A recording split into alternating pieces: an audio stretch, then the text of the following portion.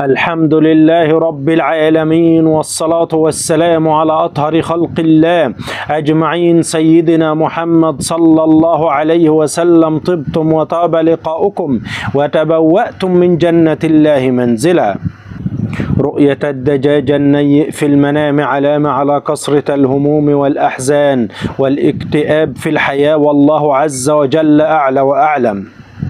إذا رأى الشخص أنه يقطع الفراخ النيئة ويوزعها علامة أنه يحاول أن يتخلص من الاكتئاب والحزن في حياته، والله سبحانه وتعالى أعلى وأعلم. من رأى أنه يقطع الدجاج النيء بالسكين علامة أنه يقسو على زوجته بالأقوال والأفعال في الحياة، والله سبحانه وتعالى أعلى وأعلم. غسل الدجاج النيء علامة أن صاحب الرؤيا يحاول أن يتخلص من العقبات والعراقيل في حياته، والله عز وجل أعلى وأعلم. حلم صدر الدجاج النيء علامة على القوة والصحة والعافية التي يتمتع بها صاحب الرؤيا في الحياة، والله عز وجل أعلى وأعلم.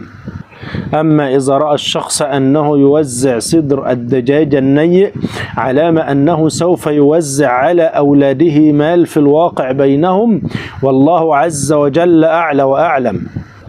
أما رؤية صدور الفراخ الفاسدة علامة على فساد البنات أو الزوجة، والله عز وجل أعلى وأعلم. أما إذا رأى الشخص أنه يقطع الدجاج في المطبخ علامة على منافع وخيرات قادمة إليه من قوم صالحين في الحياة، والله عز وجل أعلى وأعلم. أما رؤية طبخ الفراخ في المنام علامة على النعمة والخير الذي يأتي للإنسان من حيث لا يحتسب، والله سبحانه وتعالى أعلى وأعلم.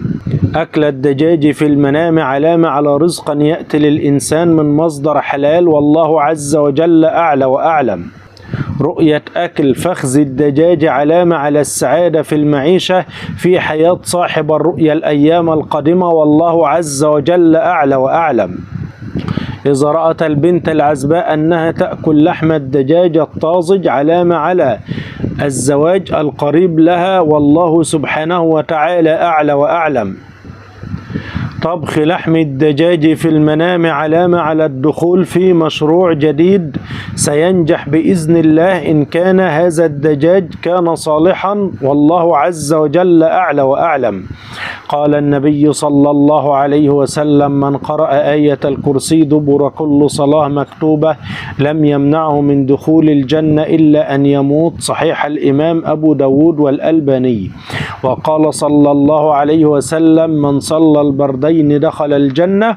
البردين هم الفجر والعصر. صحيح الإمام البخاري ومسلم.